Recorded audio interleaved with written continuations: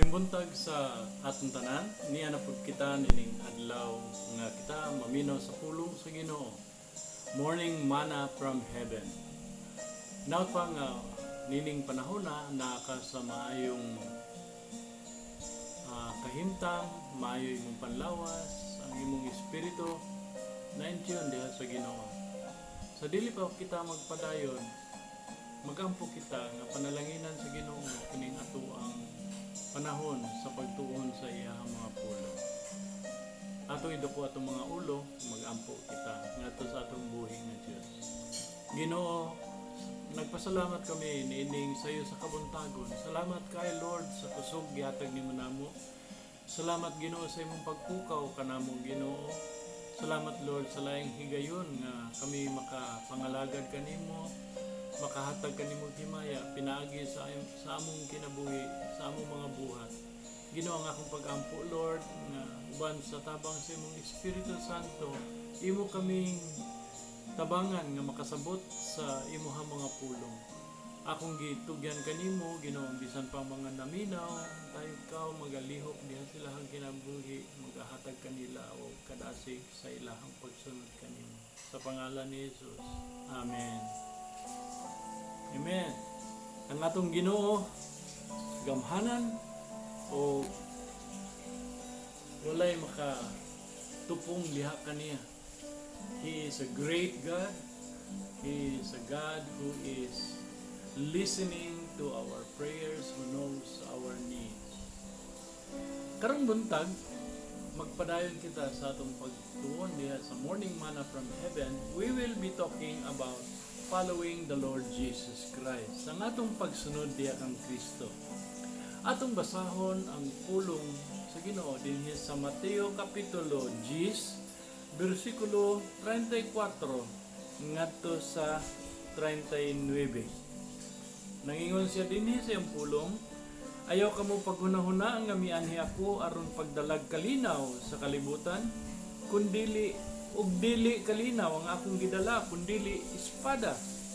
Hinuon mianhi ako aron magkabangi ang mga anak, mga lalaki ug ang ilang amahan, ug ang anak nga babae ug ang ilang inahan, ug ang mga umagad sa babae nga ilang ugangang babae. Ang labing nilad nga kaaway sa tao, mauraon niya ang sakop sa iyang kaugalingong panimalay. Ang nagmahal sa iyang amahan o inahan, labaw kay kanako, dili takos nga mahimong tinun-an nako. Kadtong nagmahal sa iyang anak, labaw kay kanako, dili usab takos nga mahimong tinun-an nako. Ang dili mupasaan sa iyang krus, ug musunod kanako, dili takos mahimong tinun-an nako. Ug kadtong maniguro sa iyang kaugalingon, kinahanglan kawad-an niini, apan ang kawad-an sa iyang kinabuhi tungod kanako makabaton hinuon niini. Igsuon atong pagatun-an ang kini nga bahin sa kasulatan. Tungod kay daghan sa mga Kristohanon ang wala makatugkad ug masayon, ang mga tao nga nagasugod pa lang sa ilahang pagsunod sa Ginoo, wala makasabot kung unsa ang kinabuhing Kristohanon. Nagtuo sila nga ang pagsunod kang Kristo sulbad na ang tanan nimong problema.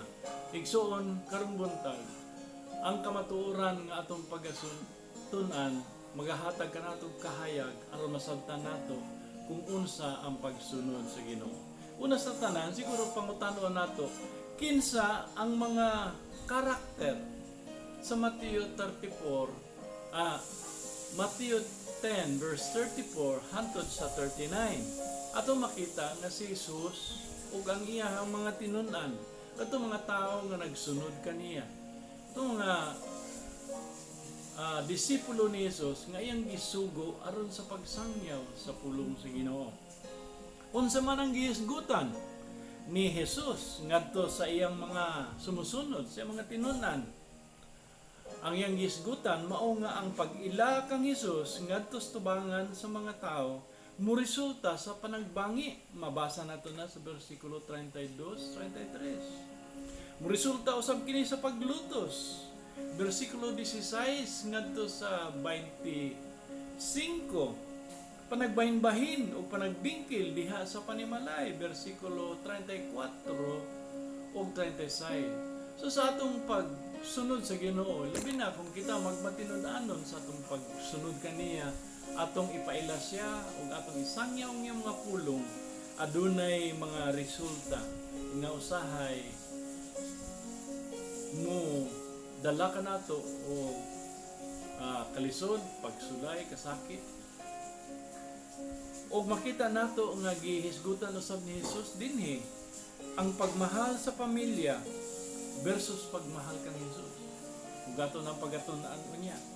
Ug ang musunod kang Jesus kinahanglan mo pasaan sa iyang krus. Andam mo sakripisyo. Muni mga butang nga gihisgutan ni Jesus dinhi nining mao nga chapter. Unsa ang pasabot ni Jesus sa iyang pamulong diha sa versikulo 34. Ingon siya dinhi, ayaw kamo pagunahuna nga mianhi ako aron pagdalag kalinaw sa kalibutan. Dili kalinaw ang akong dala kundi espada. Unsa may pasabot niini igsoon? Sa Lucas kapitulo 1 hangtod sa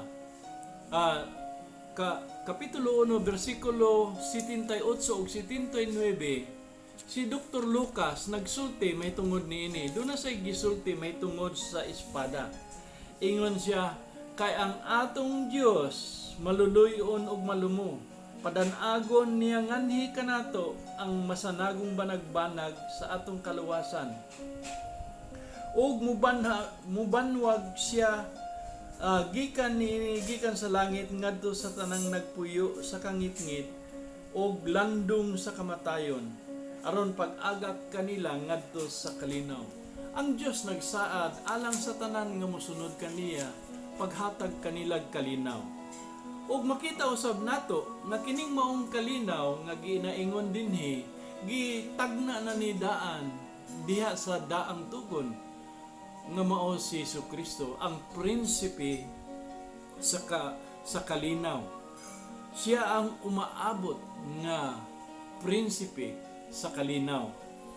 Ngani sa Lucas kapitulo 2 versikulo 14 mabasa nato nga sa dihang gipakatawo si Jesus, adunay mga manulunda sa langit nga nag-awit nga nag-ingon, dalaygo ng Dios sa kahitasan ug sa yuta panagdait sa mga tao nga iyang gikahimutan, panagdait sa tao nga iyang gikahimutan.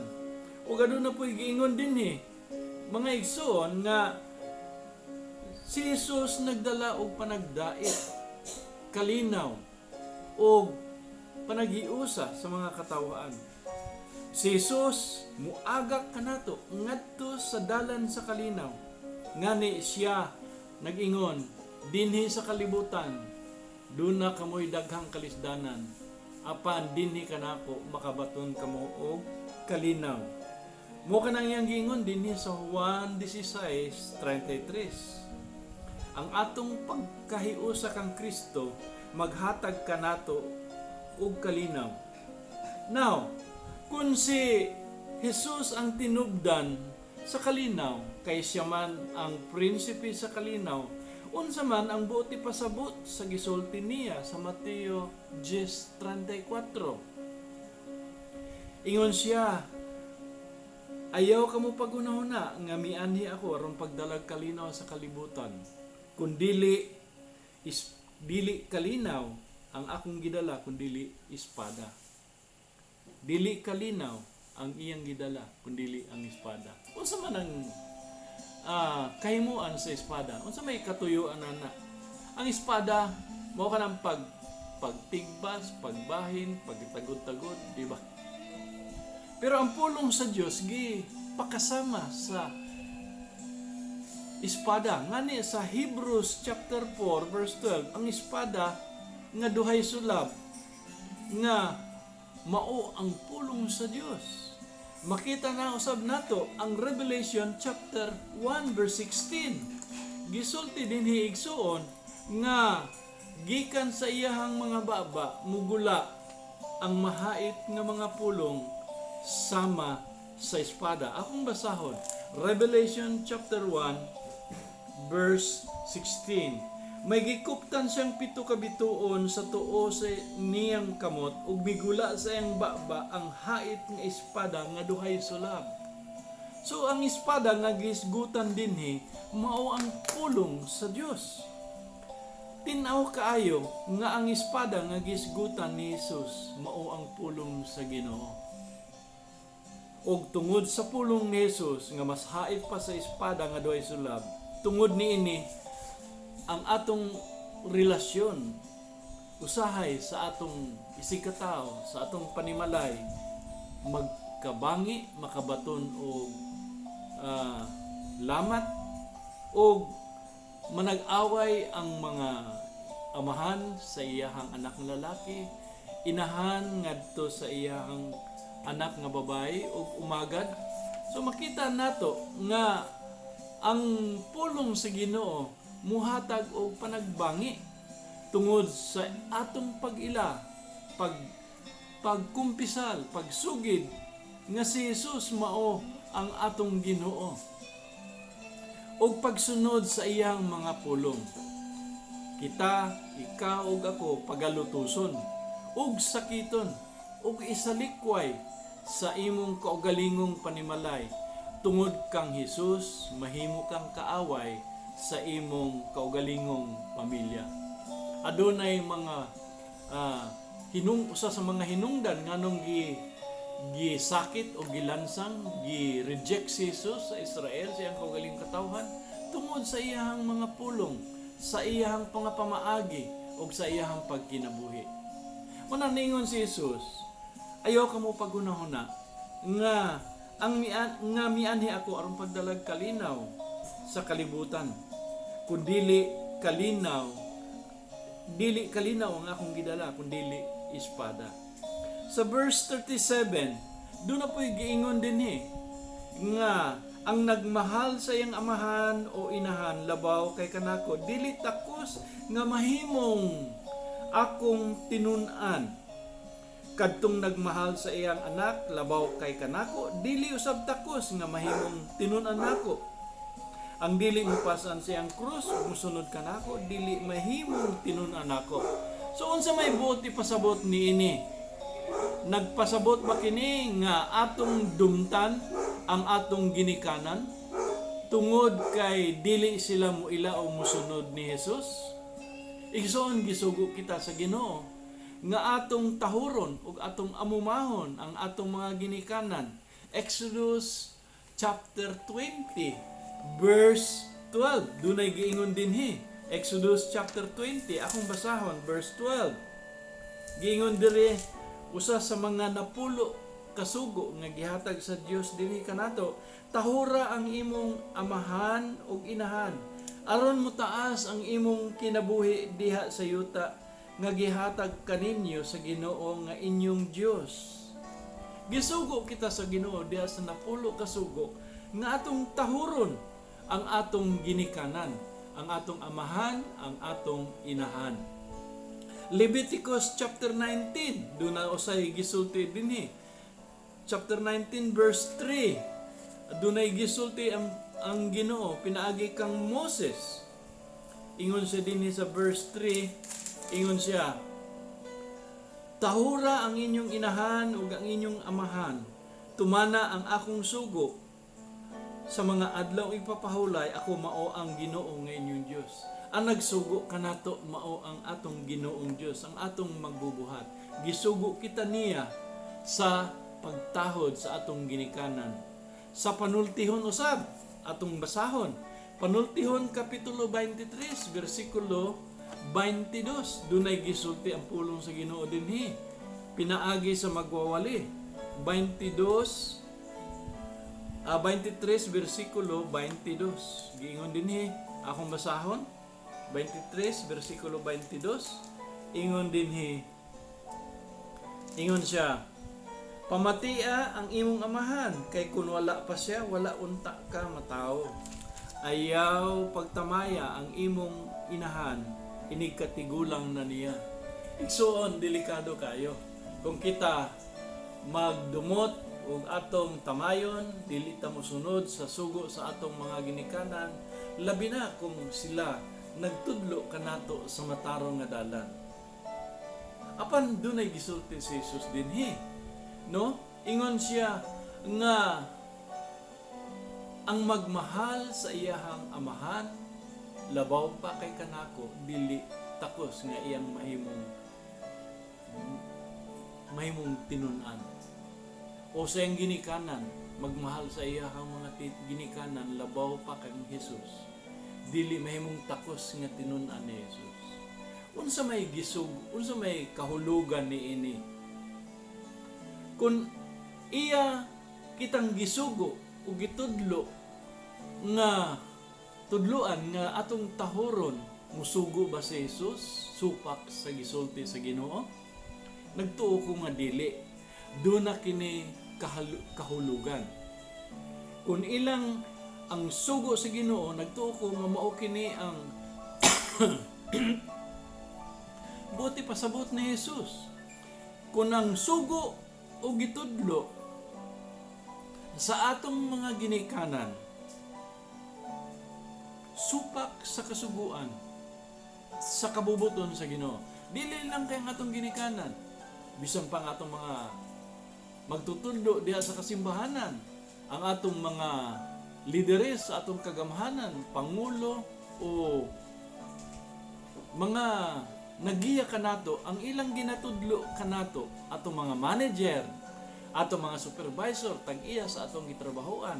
Kung ang ilang gisugo dinhi kanato, supak sa kabubuton sa Ginoo, pwede kita nga dili mutuman na ana o kinahanglan ang atong loyalty, ang atong pagsunod tuang ngadto sa Dios. Pananglitan,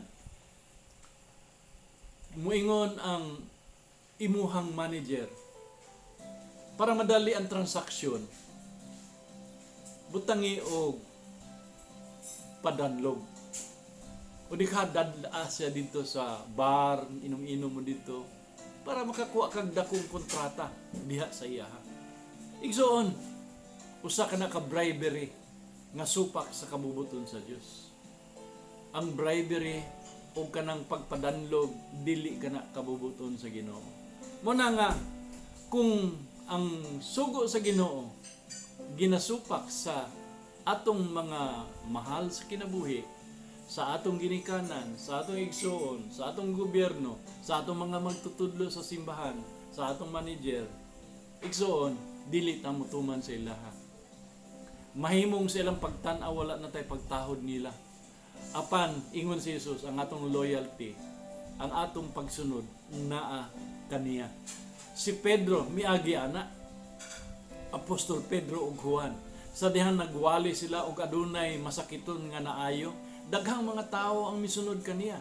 Ug ang mga kaparian sa Sanhedrin dito sa Jerusalem natingala tungod kay nakita nila nga walay alamag ug walay natun-an si Pedro ug si Juan. Apan ngano man ang daghan nagsunod sa ilaha, gibilanggo sila, apan gibuhian sila sa anghel. Ug nakita na pud nila nga nagwali si Pedro dito sa templo. Ug ilang giwarningan si Pedro ug si Juan. Kasayod ba mo unsay gisulti ni Apostol Pedro? Paminawa, ingon siya, hukmi ninyo, hain man ang matarong sa atubangan sa Dios. Ang pagsunod ba sa inyong sugo o ang sugo sa Ginoo? Kay dili kami makapugong sa among pagsulti sa among nakita ug nagdungog. Igsuon, mas mahinungdanon ang pagsunod sa kabubuton sa Ginoo sa atong kinabuhi. Atong tumanon ang pulong sa Dios. Mag-ampo kita, ilabi na kung lutuson ta. Sila, sa dihang nadungog nila ang warning o paymangno nga sila na pud prisuhon, ningon si Pedro, tara mag-ampo ta. Ug nag-ampo sila sa Buhat Kapitulo 4, versikulo 23 ngadto sa 24. Ug sila gitagaan, gidihugan sa Espiritu Santo aron magmaisugon sa pagsangyaw sa pulong sa Ginoo. Ug nagpadayon sila sa pagpanaksi mahitungod kang Kristo. Busa, unsa man ang tubag sa atong pangutana? Dumtan ba o awayon ba nato ang atong ginikanan? Kay wala sila muuyon o makighiusa sa atong pagtuo? Dili. Dili nato na buhaton. Ato hinuong iampo o padayon kita nga magsunod sa Ginoo. Ang atong pagmahal sa Ginoo dapat mas labaw pa kaysa atong pagmahal sa atong ginikanan o sa atong isigkatawo, sa atong trabaho o sa atong gobyerno. So unsa may buot ipasabot? Miyana, kung ang ilang gisulti supak sa kabubuton sa Ginoo, wala may subay sa kabubuton sa Dios, pwede nato na supakon. Pwede nato nang dili sundon. Ngani si Apostol Pablo ug ubang mga apostoles nagadasig kanato nga magmasinugtanon ta, magpasakop ta nga masinugtanon sa atong pangkagamahanan. Doon na po'y gisulti si Jesus dire, ikatalong pangutana nga atong tubagon. Mateo 10:38. Ang dili mo pasan sa iyang krus, ug mosunod ka nako, dili takos nga mahimong tinun-an nako. Ug kadtong maniguro sa iyang kaugalingong kinabuhi, kawadan hinuon niini. Apan ang kawadan sa iyang kinabuhi, tungod kanako makabaton hinuon niini. Unsa may buot pasabot ni Jesus niining mupasaan sa iyang krus ug mosunod kaniya. Ang krus igsuon simbolo sa pag-antos, sakripisyo ug kamatayon. Daghang mga palasanon ug alantuson ang pagsunod kang Kristo. Muna akong giingon ganiha sa pagsugod, daghang mga Kristohanon karon nga wala gyud kaayo makatugkad sa ilahang pagsunod kang Kristo. Maabot ang mga pagsulay, daghang reklamo, bagulbol ug mubiya dayon sa pagtuo. Tungod kay sila wala makasabot, makatugkad sa pagsunod niya kang Kristo. Sa Buhat 14 bersikulo 23 og 2 Timothy chapter 3 verse 12 giingon diha nga sa daghang kalisdanan muagi kita sa atong pagsulod sa gingharian sa Dios. Kung dili ta mo pasan, mo antos, mo sakripisyo, dili kita mahimong sumusunod ni Jesucristo. Sa ako nang giingon, daghang mga palasanon, daghang mga alantuson, ug usahay kining atong mga krus, mo kini ang mahimong tulay nato diha sa pagtubo diha kang Kristo. So, unsa may importansya niini sa atong kinabuhi? Sa atong pagsunod kang Kristo Jesus, hinumduman nato nga ang kining mga mosunod. Tungod sa pulong sa Dios, mahimo kitang dumtan sa kaaway o mahimo tang kaaway sa mga dili matinumanon, bisan pa atong pamilya, atong kauban sa trabaho, atong mga manager nga dili Kristohanon, no? Og ikaduha, tungod sa atong pagtuman sa Ginoo, bisan di ay sa mga teacher, no? Teachers nga nagatudlo sa eskwelahan, adunay mga teacher nga mga dili motuo sa Dios. Ug usahay tudloan niya mga estudyante sa dili pagtuo ug pagsupak sa kabubuton sa Ginoo. Magbantay ta mga estudyante. Ug ikaduha, tungod sa atong pagtuman ug pagsunod sa gisugo sa Ginoo, daghan kitag alantuson. Ug daghang kitang isakripisyo bisan pa ang atong relasyon sa atong isigkatawo. Moagi kitag paglutos, pagsalikway ug i-reject kita. Nasayod ba mo nga doon nay daghang kaayo nga mga na-convert sa gikan sa usa ka relihiyon, labi na sa Islam ngadto sa Kristyanismo?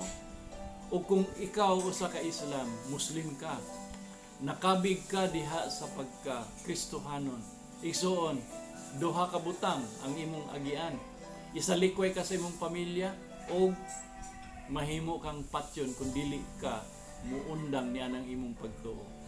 Sa Communist China, makita karon ang dako kayong paglutos. Ang mga simbahan gipangkuha og cross, ang mga Bible gipang sunog. So makita nato igsoon nga sa dihang mosunod kita og musangyaw kita sa pulong sa Ginoo, moagi tag daghang mga lantuson. Moagi kitag pagsalikway, isalikway kita sa atong kaugalingong pamilya. Unsa may atong buhaton? Kung kita sakiton, isalikway, o dumtan, o pasanginlan sa mga butang, daotang butang. Ingon si Jesus una ang saad niya.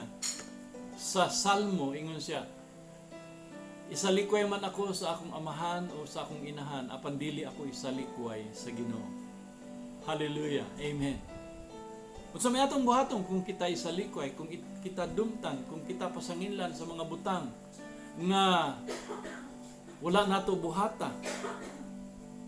Una, sama sa gibuhat nila Apostol Pedro, Juan, o sa mga Kristohanon ni atong unang panahon, sila nagampo. Sama sa gibuhat ni Daniel, sa dihang siya gipasanginlan, nga nagsupak sa sugo sa hari. Sa iyang mga kaaway, gipasanginlan siya nga nisupak sa gitakda nga balaod sa hari. Nagampo siya katulos sa kaadlaw. Kay mo man to ang iyahang regulasyon sa iyang kinabuhi, ang panaad kadto sa Ginoo. Ug tungod sa iyahang commitment sa pagsunod sa Ginoo, pagampo diya sa Dios, siya gitambog didto sa langob sa mga leon. Igsuon usahay may tabo na dinhi kanato. Apan si Daniel nagpadayon sa pagampo. Nagampo siya. Ingon siya dinhi, atong makita dinhi nga nagampo, magampo kita sa padayon sa pagampo ug magsunod kita kang Hesus bisan kung kita isalikway. Sundo nato ang gisulti ni Hesus. Love your enemies, pray for those who persecute you. Igsuon sa panahon nila Daniel, niadtong niagi sila og kanang deportation. Doon ay tulo ka kauban si Daniel. Wala sila muyukbo sa gibuhat nga estatwa ni Haring Nebuchadnezzar. Tungod kay nagsugo ang Ginoo nga ayaw kamo pagyukbo sa bisag unsang nililok sa mga kamot. Kining tulo ka mga higala ni Daniel, wala gayud muyukbo. Og ilang gisupak ang kabubuton sa hari. Og tungod niya gitambog sila didto sa hudno sa kalayo. Ug sila mi kumpisal, mahal nga hari. Bisan pa og kami imong itambog, dili kami muyukbo. Nasayad kami, tabangan kami sa Ginoo. Ug di gid mi muyukbo sa imuhang ribulto. Bisan pag dili mi tabangan sa Ginoo, di gid mi muyukbo. Kay ang among pagtuog pagsalig naa lamang sa Ginoo. So, igsoon makita nato dinhi ang atong Ginoon una sa tanan ang iyang gihimo bisan siya sa dihang gisakit o gitaral gilansang dito sa krus, gipapasaan sa iyang krus, nagsige siya ampo samtang naglakaw siya, amahan ko pasaylua sila, giampo niya ang iyang mga kaaway. Ang mga tao naglutos niya. Lisod kayo na buhaton igsoon. Sa tawhanong pag-ila, pagbati, o lisod kayo buhaton na. Lisod kayo. Si Corrie ten Boom, usa sa mga survivor, usa ka Dutch missionary.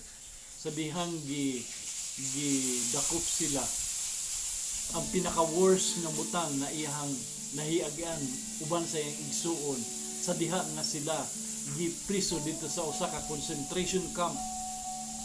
Ingon siya, the worst thing that I have ever experienced is when I was stripped off and I was naked all the way. Igsuon siya, ulaw kayo para niya giubuan siya. Apan sa kalit na inumduman niya ang iyang Ginoo, ang atong Ginoo. Sa diyang gilansang siya dito sa krus, ingon pa ang Biblia, gihubuan usab siya. Ug dito nakabaton siya og kalipay. Nakabaton siya og kadasig. Kay siya nakaambit sa mga pag-antos ni Jesus. Igsoon, sa atong pagsunod sa Ginoo, dili gyud tanang panahon, dunay kamugaway, kalipay. Yes, the Bible promises us that when we put our trust in Jesus, He will give us an abundant life. Madagayan nga kinabuhi, apan igsoon sultihan ta ka. Niya nang madagayaon nga kinabuhi, muagi tag valleys of death, muagi tag mga rough road sa atong kinabuhi, mga ups and downs sa atong kinabuhi. So sa may atong buhaton, kumuagi ta ni ana, magampo.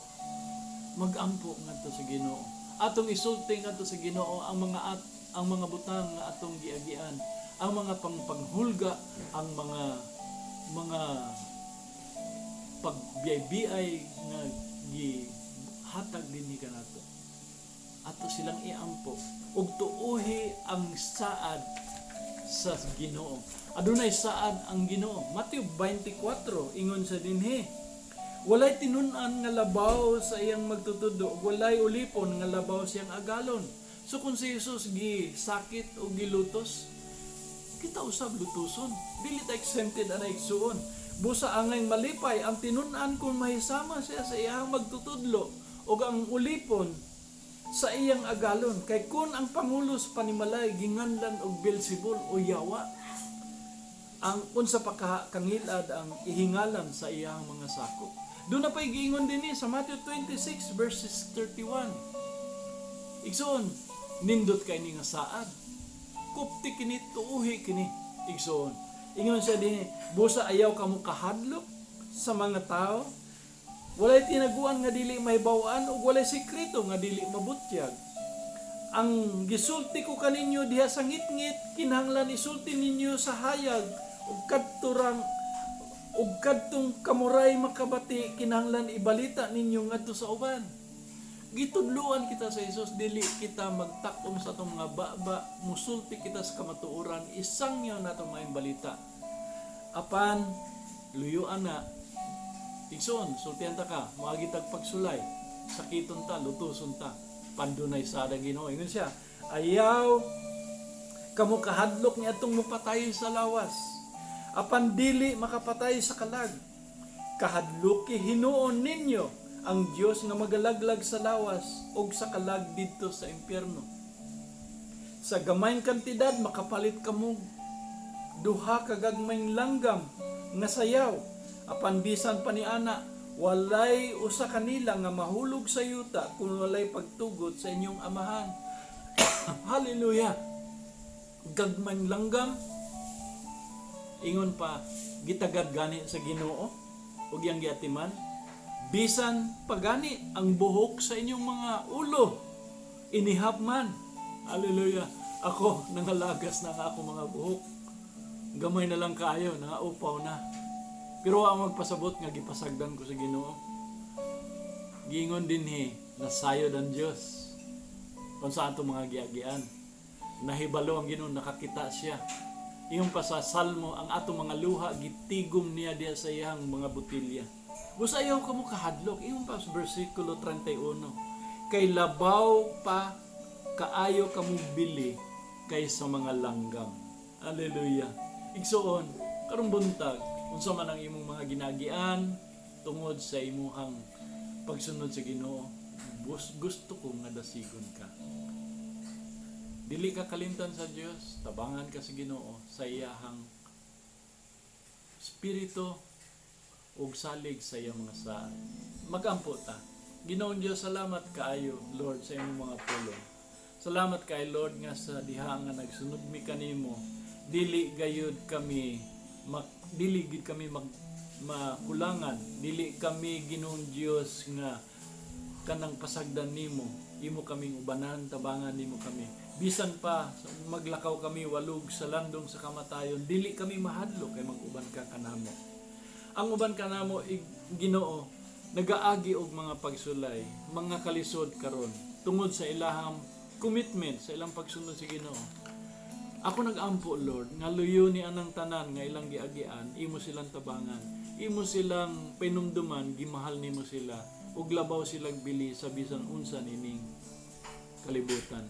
Kung adunay usa kanila, duha o tulo nga nagaagi og pagsulay tungod sa ilahang commitment sa pagsangyaw sa pulong sa Dios, Lord, empower him with your Holy Spirit, O God, that he would be able to sustain, he will be able to survive and meet his need, O God. Ginoo, akong giampo ang among mga kaigsuonan diha sa jail nga nagaagi og mga Lord paglutos, pagbiay-biay tungod silang pagbasa sa imong pulong, sa ilahang pagsunod, pagbag-o silang kinabuhi. Ginoo, akong pag-ampo Lord nga ikaw magtabang kanila diha sa annex o dito sa female. Among giampo Lord ang mga kaigsuonan namong Kristohanon nga dunay mga tindahan.